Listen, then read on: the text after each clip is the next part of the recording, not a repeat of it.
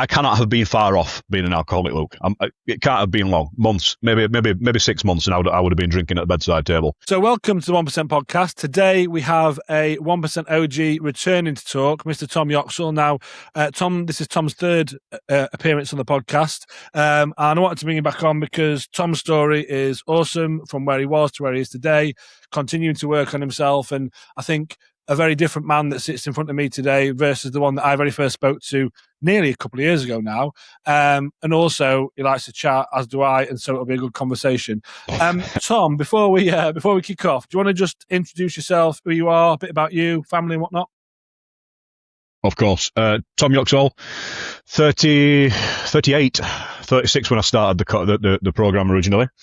Engaged, still not married. 10, 11 years now engagement, still not married. 2 kids. Daughter's coming up 9. Daughter's 9 on 8 days. My son's 5. You know what? She might have the Business same owner. My daughter, Joy. What's her birthday? 23rd. Joy's 24th. 5 days. 4 days. Joy's, nice. Joy's 8 on the 24th. Oh, random. Anyway, sorry, carry on, mate. That's it. Business owner.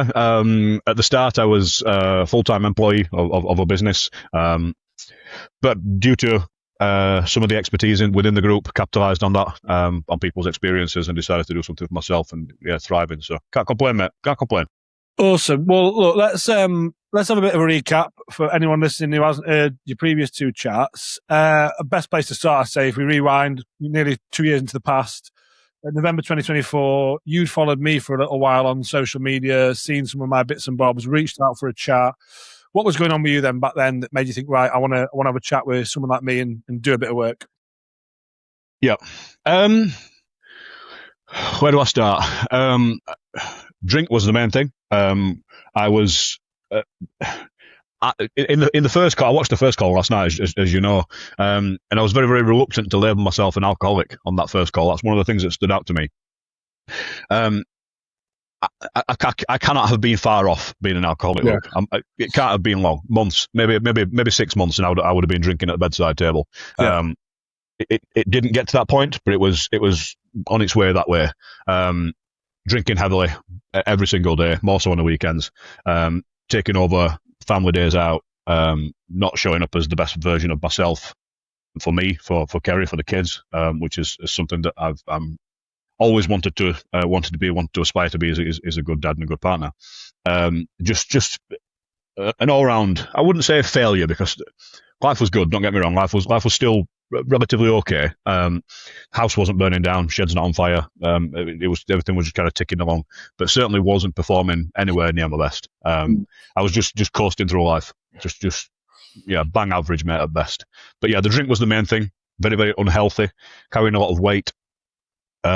Got up to 21.5, 22 stone at my heaviest. I'm 6'2", 6'3" so I carried it relatively well, but I was fat, bloated from all the drink, unhealthy lifestyle, blood pressure through the roof, medicated for that, sleep apnea. Just not a healthy version of the man that I wanted to be. Yeah, and I can relate to the alcohol piece. I wasn't a daily drinker, but I stopped drinking for various reasons. We don't have to get into it today, but not dissimilar to yourself. And I can relate to that. And I think it's when you're not feeling good, you've got other stuff going on, the booze kind of sort of smooths off the edges and makes you maybe in the moment feel a little bit better.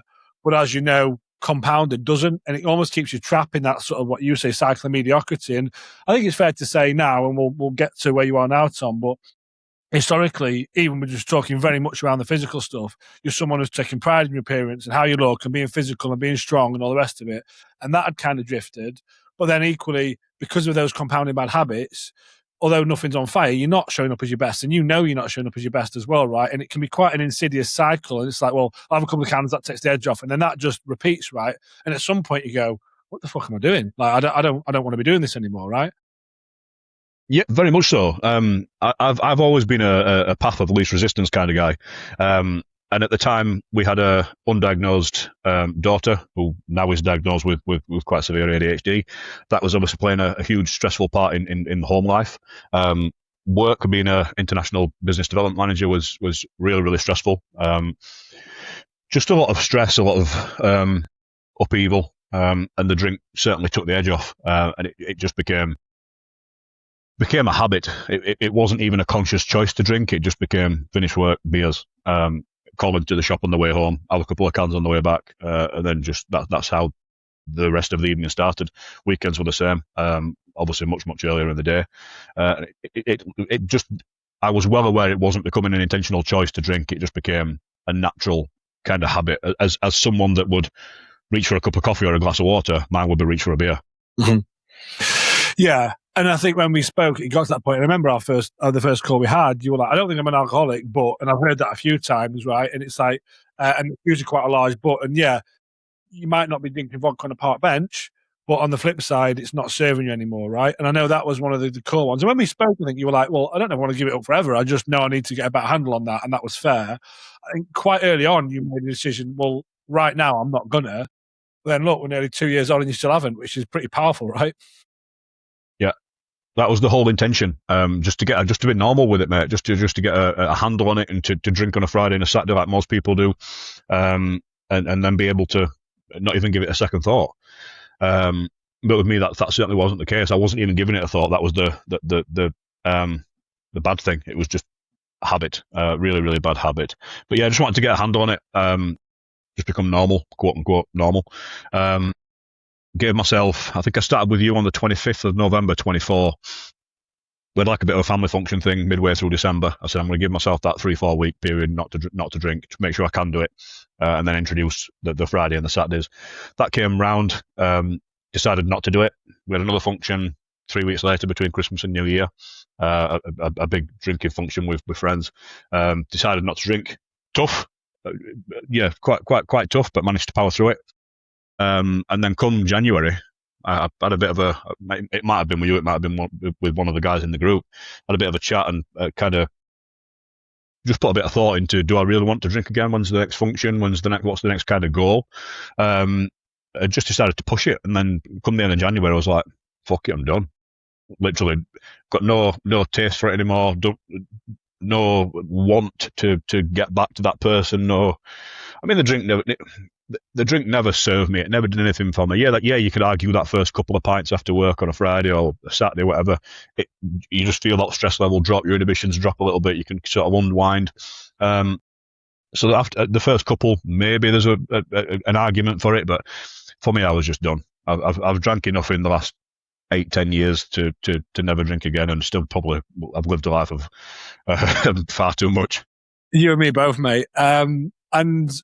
But I think then the other thing what that speaks to is then it's one thing just saying, right, I'm going to stop drinking, and that was a key driver for you. And it's not everyone that I work with, but quite a lot of the guys, alcohol is a theme, right? You definitely more so. But then you can do that part, but then they've still got everything else going off. You've still got life, you've still got business, you've still got kids, you've still got the diagnosed ADHD, stress, your health, the rest of it. And so I think often, for me, if someone is drinking more frequently, they want to get a handle on it, they want to get to that Friday, Saturday, and that'd be good. But that's also fine. You know, there's no judgment from me. I think a lot of people can. Me and you can't, and that's all right. But it's recognizing, well, if you are doing that chronically, habitually, most days, the answer is, well, the question is why, right? And I think you take the drink out, and it's like, well, how are you managing your stress? How's your health? How are you showing up at home? You know, how are you sleeping? All that kind of stuff. And so I think you also need to address those elements to be able to more easily let go of the alcohol. Because what the alcohol does, if you're not taking care of those bits, is acutely in the moment makes you go, but if you need the alcohol to do that, that says to me, well, things elsewhere aren't set up or serving you, right? Yeah, 100%. Yeah. And don't get me wrong, the stress is still there. I've still got that same level of stress, albeit now in different areas, and it comes in fits and starts. But the stress is still there. I'm just better equipped to cope with it. I'm better equipped to handle it with a sober head, rather than just numbing it and not dealing with it. If you were to ask me what the main thing is now that's different, I guess I would say I tackle it as it comes, rather than just let it fester, and just bury it through drink. I'm a lot more head on with it. I'm a lot more bullish with it. I don't think worry serves anybody. If anything, it just prolongs a problem. So most of the time now it's, right, I'm in the trenches. What's the crack? Me and Kerry will have a conversation. We'll talk. We'll batten down the hatches, and we'll get on with it regardless of what comes knocking at the door. Whereas before, I would have just let it sit and fester. Not particularly worried about it because I'd have been balls deep in a can of Stella. But it just kind of numbs it and prolongs it. Whereas now I'm very much let's deal with this shit and move on. Well, that's a real powerful thing to recognise and realise, right? Which is that life can happen. You can have stresses. Work and business, you're now running and working for yourself, which is amazing, and that was a transition you made. You've got your daughter with her ADHD, and that is managed, but that has its stresses. And you've got life, and then just life happens, right? There is stress. But if we go, right then, dust your hands, what are we going to do about it? And let's see what we can and not let it fester and talk openly. That allows you to deal with it better. But also, the state that you're in to be able to do that is predicated on how you take care of yourself as well, right? So the version of Tom that's had the cans, not done any exercise, stressed out, all that, it's much harder to go, right, there's a problem here, what are we going to do about it? Let's look at it objectively. So I think it's two parts, right? It's like you need to be taking care of yourself and how you show up and what you do. But then also it's about what's the mindset around when life throws me shit sandwiches, how do I take a bite and work through it, And I think you're very proactive in that. And I guess there's been a lot of learning and growth that's happened over the time, both whilst we've been working together, but even when you've been on your own in the wild. What do you think then has been, I guess, the key learnings and takeaways over the last couple of years? Because you've been on quite a journey, like that have allowed you to be in that proactive, objective state as we sit here today. Question.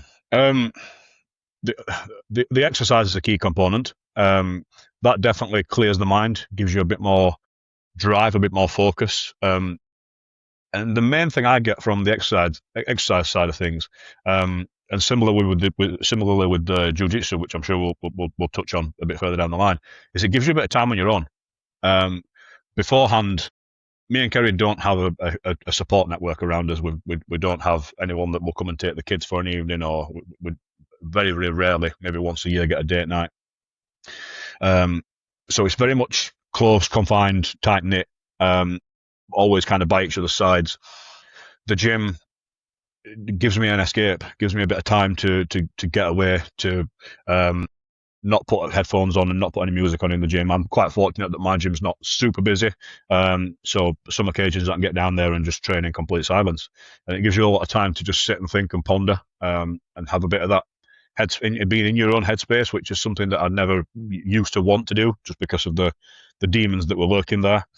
But having that time away is a big thing for me. Having some time for me. I'm fortunate that Kerry's recently, 6 months ago, decided to do the same thing with the gym and now taking up running, so she gets to experience what I've experienced, and having that time away from the family. That's a big factor. The second one I would say comes from the Jiu Jitsu side, which is building up that sort of dealing under pressure, knowing that when someone's laid on top of you, you've kind of got to deal with it at that point. You can't put it off, and I try to approach problems with that same mentality. It's been a learning curve, mate, this last couple of years for sure, because I don't remember a time when I was sober for any long period of time. I've kind of had to learn who I am, learn how I deal with things, learn my pressure points, learn how I handle things over the last couple of years, which has been, whereas beforehand I had my crutch to kind of lean on. It's definitely been a learning curve this last couple of years, mate. There's been ups, there's been downs, there's been fucking sideways, backwards, there's been all sorts. Yeah, it's been a challenge, mate, but I'm pleased to say it's been fucking the best challenge I've ever accepted. Even down to the weight side of things, it's like I think these last couple of months I now know my walking around weight, but because I've always been fat and bloated and full of kebabs and pizzas, I've never known what my walking around weight is, what my natural weight should be. Whereas now I'm coming to find it's around that 100 kg mark. But I haven't been that weight since. I think I was born at fucking 15 stone. I've always been a big set fat guy. So I'm only just now finding little things out like that, like what my walking around weight should be. So yeah, it's been a massive learning curve, mate. Massive. What you say there, I can relate 100% to what you said there about finding yourself and discovering yourself, because, like you, I've been getting on it since I was 15 and I'm 41 now, right? And I've now been sober. It'll be 3 years in September. And there's a phrase from like recovery circles which they say, the best thing about quitting drinking is you get your feelings back. the worst thing about quitting drinking is you get your feelings back. And also, it's a sort of form of arrested development in terms of, like, if you're always masking how you feel with booze and drugs or whatever, right? Then you're never quite learning who you are or what you are, because you have this crutch, like you say, to help you work through it. So who are you, and what? How do you deal with stuff when things aren't stressful? Well, I don't fucking know. And then when you're crutching there, it's all a bit raw and intense, and so that can be very difficult and challenging. But what you realise, you're not made of glass. You can cope with very stressful situations without it. You learn a lot. Things go pear shaped, but off the back of it, I think you become much stronger and more resilient, and recognize who you are, what you need, and what's important. Like you said about the gym part, I totally relate. I don't like at the gym. I don't like having a training partner. I don't want to talk to anyone. It's like my time to train. I like having, I'm like, listen to my happy hardcore, crazy fast music. That's my thing, but that's my time. And I don't like, and for exactly the reason you said. I mean, we've got friends, we've got support, and Kate's family, so we're very fortunate in that regard.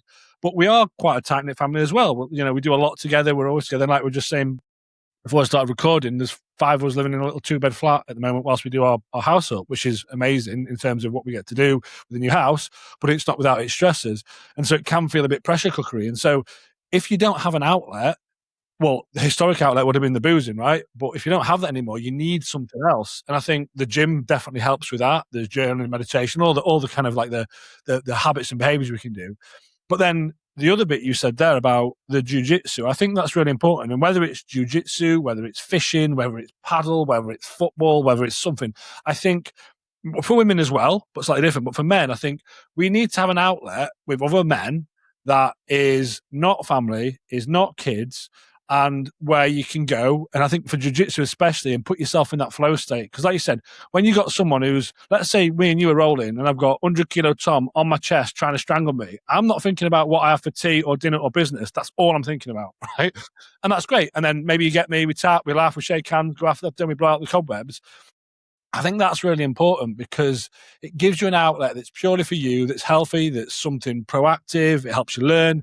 And I think that's really powerful. And I remember we had a chat during your journey and you were a bit like, well, I'm not drinking, I'm doing this, but I still feel a bit stressed and scratchy. And I was like, I think you need an outlet, mate, to do something. And I said, well, why don't you give jiu-jitsu a try? You went, right. And you went, oh, I get this. This is great. And I do think that's really important. It's interesting. There's a couple of guys in the program recently having similar conversations. Maybe the drink hasn't been a big thing for them so much, but they're like, I'm doing all this stuff, I'm feeling better, but I still feel a bit like, I was like, they probably don't want to go and do jiu-jitsu, but like, what do you like enjoy doing? And one of them was, I like sort of tennis and paddle. There's a club that's just open near me. Go and do that. Go and talk to someone. And it's, I went and chat to these guys and had this good time and it was just an hour. I was like, great. And it doesn't have to be fucking 10 hours a week, but a little bit of something for you is really important, right? And it gives you that outlet. And as you know, I'm massively biased when it comes to jiu-jitsu, especially with jiu-jitsu, putting yourself in challenging positions where you're feeling compromised, where you don't give up, you try and work through it, and you try and overcome. It's quite a nice allegory for life, right? Because it's like, you're going to get difficult situations. Do you give up? How do you keep working?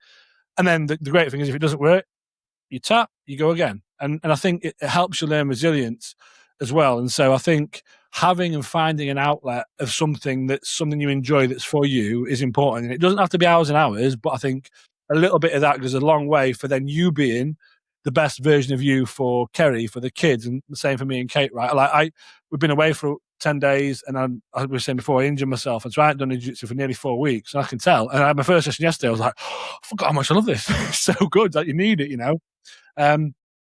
So, what would you say to the Tom that I first spoke to? We call him Tom version 1 now. If he was sitting there on that, even that first podcast, that first call, with what you know now, if you could give him some pearls of wisdom, because it's a bit like anyone watching this who might be in the state you're in, what would you say to him as given where you're sitting now, 2 years on in a much better, more resilient place? Very, very good question, mate. But if I'm talking to myself, I would probably say don't be so hesitant in the initial phase, particularly in the blueprint side before you move into the collective. There was 2 or 3 of us that did this very, very well, which just throw ourselves in at the deep end, be brutally honest with the answers that we were given to some questions, wearing his hearts on his sleeves and trying to get the most out of it. And yeah, if talking to someone new, that would be my advice. Don't go into it, as much as it's scary to open up, and wear your heart on your sleeve and show everything, warts and all. I think personally, from my experience, there's more gain from exposing everything and laying all the cards on the table and then picking through things.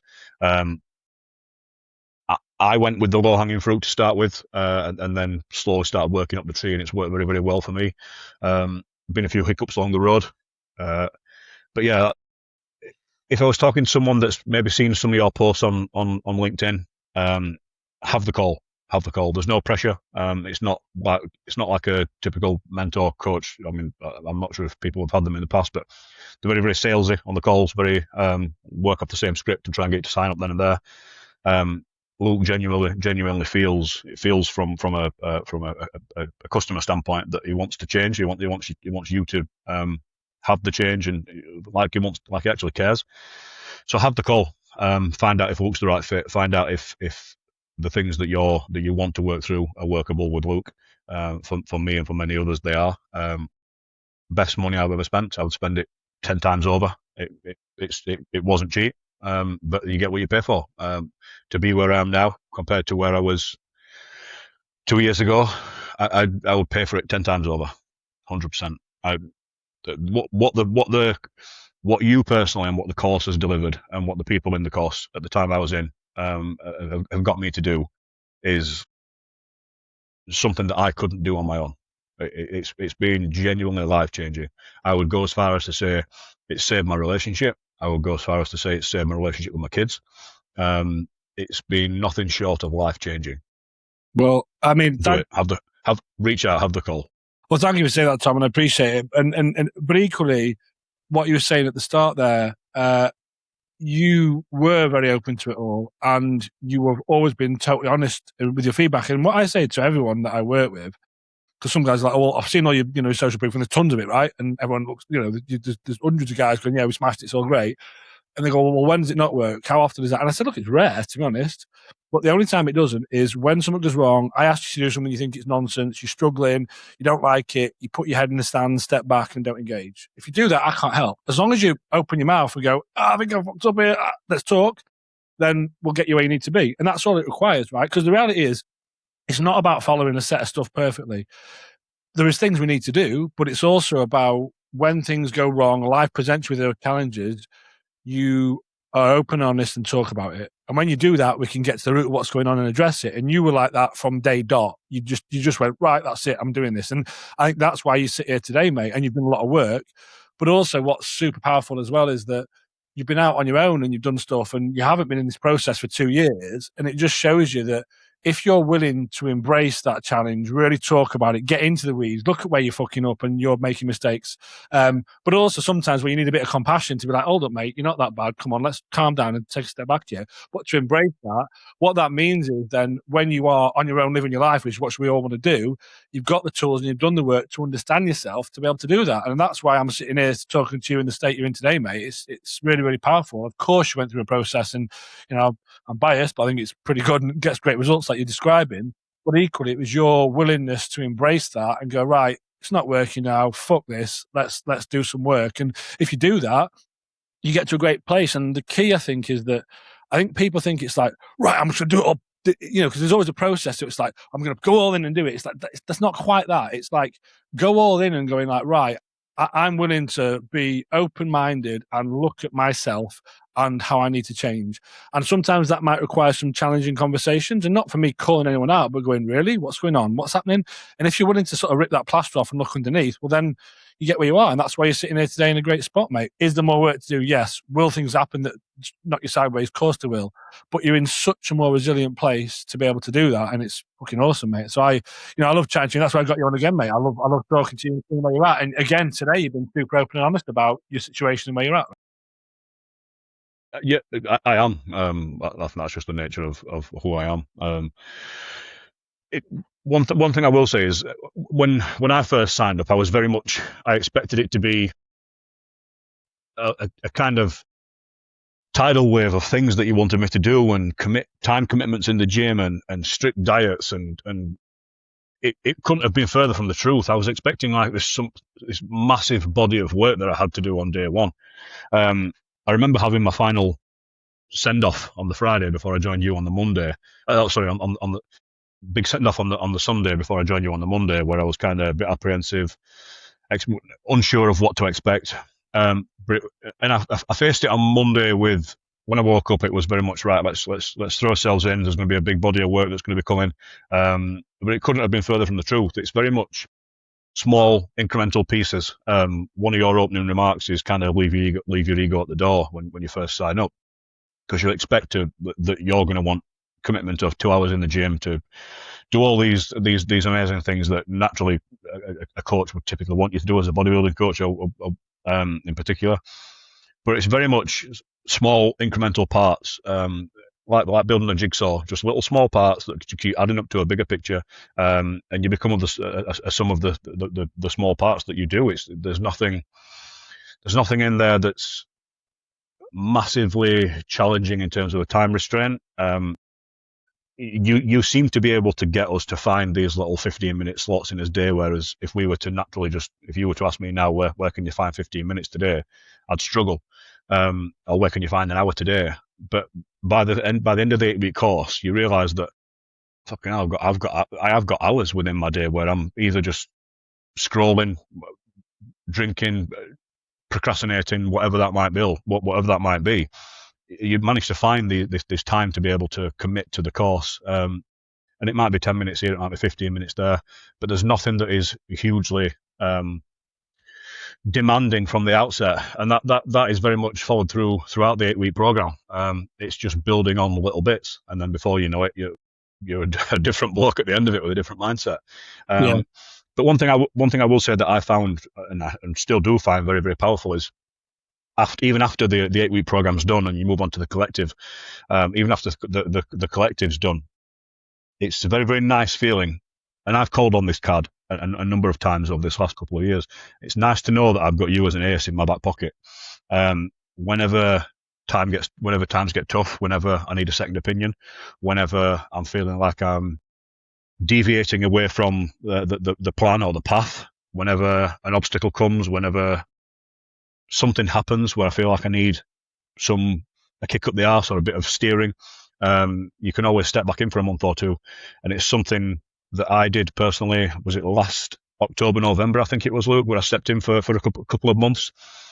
I found a weird transition about 10, 11 months in, where I was still doing a lot of the health stuff, but a lot of the mental stuff was kind of falling by the wayside. And I was feeling I was out of the collective, out of the WhatsApp group, didn't have that camaraderie, didn't have that group of like-minded men around me, which you touched upon earlier. As a man, I think you need. Didn't have that hierarchy, felt quite lonely, in all honesty. Although I had Kerry and stuff, it's a different kind of loneliness. Not having that group of friends was a big thing. Not having that hierarchy of blokes. So I joined you, and you asked me to commit to two things. One was try an AA meeting. Not because I wanted to stop, because I'd already stopped for probably a year at that point. But I think you wanted me to do that for the like-minded group pack mentality, which, if in fairness, if it's working for them, fair play. But there was obviously just nothing really. I didn't click with anyone. And then the second thing was Jiu Jitsu, which for me has been, aside from the drinking and the gym, probably up there, top 3 things that I've done since I've worked with you, that's genuinely had a huge impact on my life. The hierarchy, the starting at the bottom, as most of your guys are busy professionals, busy businessmen. They get to a certain level within business, very often near the top. It's humbling and refreshing to start something where you're at the bottom, where you know fuck all, where you're getting beat up, where you're tapping left, right, and centre, where you're at a very, very bottom rung. And I think as men, we need that challenge, whether that be physical, whether that be mental. We need that challenge. We need that camaraderie. We need that hierarchy. And Jiu-Jitsu has definitely been that for me. I'm very, very fortunate to have found my Jiu-Jitsu gym, True Grips. Found some amazing people. Shout out Craig Lawton, who's our head coach, who owns the gym. He's been quite instrumental in the change in me over the last 10 months, coming up on my blue belt.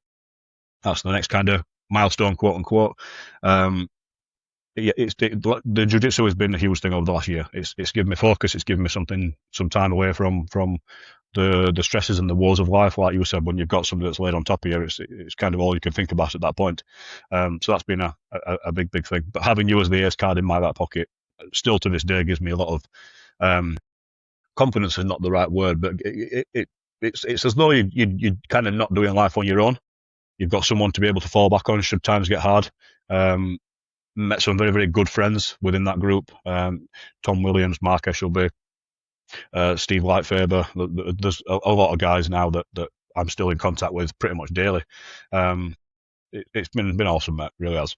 Yeah, well, I mean, thank you for that. And I think what you're talking about there at the end, really, it's that you said a few times. It's the group, it's the jiu-jitsu, and so I think, like you said, we can have your mates and you've got life, but it can get pretty on top. And then with business, if you're more senior, that can be a bit more lonely as well. And just having a place where you've got other people there, and like the jiu-jitsu thing, the camaraderie you get, it's a bit deeper because like you don't normally lay in sweat on another bloke trying to strangle each other. It's quite a quick current, right?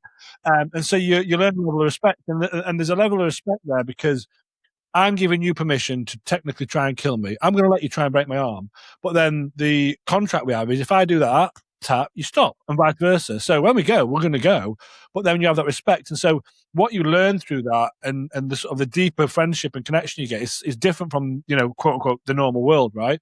But it's really, really powerful. I think when we spoke back 10 months back, I think that's the bit for you that was missing, is that you were doing the stuff. Maybe some of the mindset bits had drifted a bit, but I think it was like having an outlet for you that's just for you, that's cerebral, that's fun, that's enjoyable.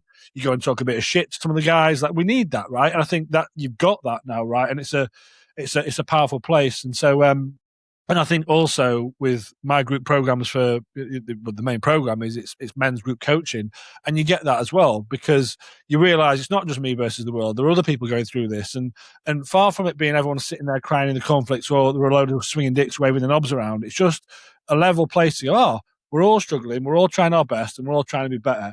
And I think that, and I'm biased because I've got skin in the game on the group program, but actually I think that's a powerful place to be. And like you said, like I always check in with my old clients, like whether it's to come back commercially or not, doesn't matter. Like that's basically how this chat happened. We had a back and forth on WhatsApp. I was like, do you come back on the podcast? Because it's important, and I genuinely like care about people I work with because you want them to do well, and it's great to see you thriving, mate. It's amazing. It's awesome. Yep. Thank you, mate. And just, I don't know if you want to touch on this or whether I'm jumping the gun, but just my body shape, which is something that I'm very, very proud of. Going from being 22 stone, fat, bloated, belly full of kebabs at any one point. I mean, I've obviously share quite a lot with you. You've probably got far too many semi-naked pictures of me on your phone than what Kerry has. But the difference between me now, I mean, please feel free to insert sexy bald-headed six-pack picture here. I've gone from nearly 22 stone down to 15.7 as of this morning. Got a fucking six-pack, which I think I was genuinely starting to think I was born with that one. But now I've got a six-pack. I'm ripped. Going on holiday tomorrow in the best shape I've ever been in. Level of confidence is through the roof, but not an arrogance confidence. It kind of spills into other aspects of my life as well. When you walk into a room, it gets noticed, particularly with men. There's very much people understand that when you're in good shape, it's earned. It's not given. You can't buy it. It's something that's got to be worked at day after day after day. Craig Lawton, again, my jiu-jitsu coach, he's done a lot of work with me over the last, I would say, 3-4 months in doing a lot of the conditioning stuff, which helps with the jiu-jitsu as well. But yeah, if Luke decides to pop a picture on, I will. By all means, feel free. But yeah, I feel awesome. I think I look awesome. Really, really good spot. Don't get me wrong. There's a couple of things that I still want to work on, but I'm well on the way. Mate, we were 100% on the path, and that's the thing. The path knocks you sideways sometimes, but you know where you're going and you know where your North Star is, and it's a pleasure to see, mate. And you are awesome. So it's It's great. Well, on that note, I will let you get off because you got about to go on holiday, you got to pack and all the rest of it. And I know anyone's listening will have got a lot out of this conversation because I definitely have. If anyone is watching or listening and they are interested in talking to me about what we can do, how we can help, just like we have with Tom, drop me a note in the comments or find me a DM. Otherwise, have a fantastic week. Mr. Yoxall, you're a fucking legend. All the best and see you all next week. Thank you.